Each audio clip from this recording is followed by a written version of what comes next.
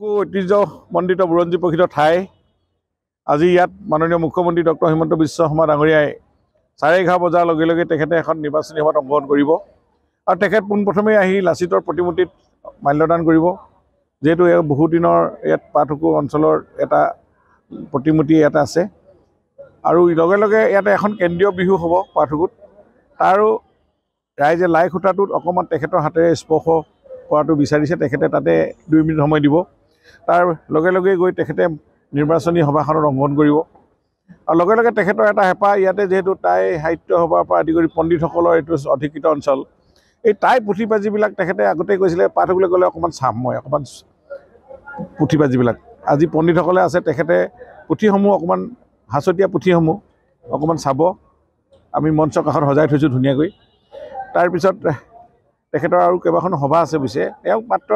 আমাৰ ইয়াত 1 ঘণ্টা সময় তেখেতে কটাব মই ভাবোঁ যে তেখেতৰ এই সভাত যথেষ্ট ৰাইজ সমাগম হ'ব আৰু এই নিৰ্বাচনত আজি যে পৰিৱৰ্তন হৈছে বা টাই আহোম জনগোষ্ঠীৰ কাৰণে যিমানখিনি তেখেতে মুখ্যমন্ত্ৰী কালত কৰিলে অসমত আজিলৈকে যিমানকেইজন মুখ্যমন্ত্ৰী হ'ল তাৰ তুলনাত ডক্টৰ হিমন্ত বিশ্ব মুখ্যমন্ত্ৰী মহোদয়ে যিমানখিনি এই আঢ়ৈটা কাৰ্যকালত কৰিলে কোনো মুখ্যমন্ত্ৰীয়ে কৰা নাছিল আপুনি জানে হৰব বুলি কোৱাজনৰ দেউতাক 15 বছৰ মুখ্যমন্ত্ৰী হ'ল কিন্তু টাই আহোমৰ নামেই ল'লে কিন্তু এইজনা মুখ্যমন্ত্ৰীয়ে এই কম দিনতে 2.5 বছৰতে আজি চৰাইদেউ মৈদামথলী বিশ্ব ঐতিহ্য ক্ষেত্ৰলৈ লৈ যোৱাৰ পৰা আদি কৰি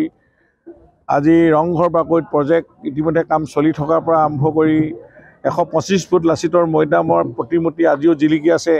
ডেইলি হাজাৰ হাজাৰ মানুহে তাতে দৰ্শন কৰিছে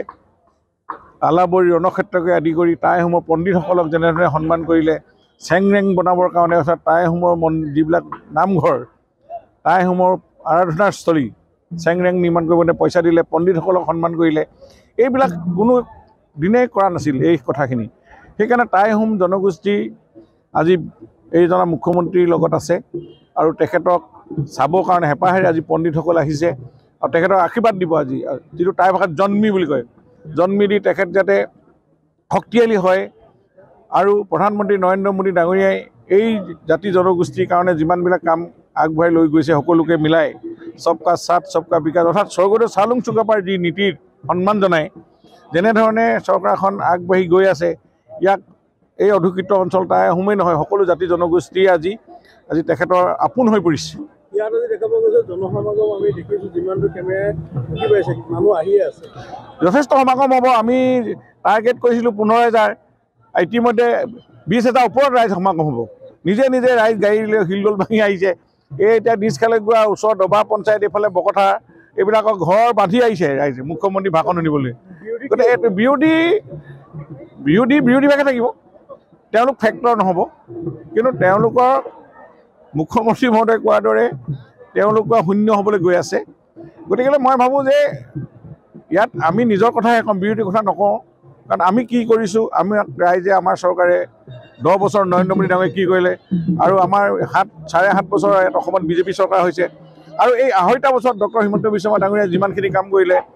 গতিকে এই কৰ্মদক্ষ মুখ্যমন্ত্ৰীজনক ভাষণ শুনিবৰ কাৰণে ৰাইজে আজি হিলদোল ভাঙি আহিছে গতিকে বিহু দলেই হওক টাই আহোমৰ কলা কৃষ্টিয়ে ভৰা লাইলুংখামেই হওক টাই বিহুৱে হওক সকলোৱে আজি ইয়াতে আহি তেখেতক আদৰণি জনাব Join BSc Nursing and GNM at St. Martha Institute of Nursing, Guwahati under SM Group of Institutions.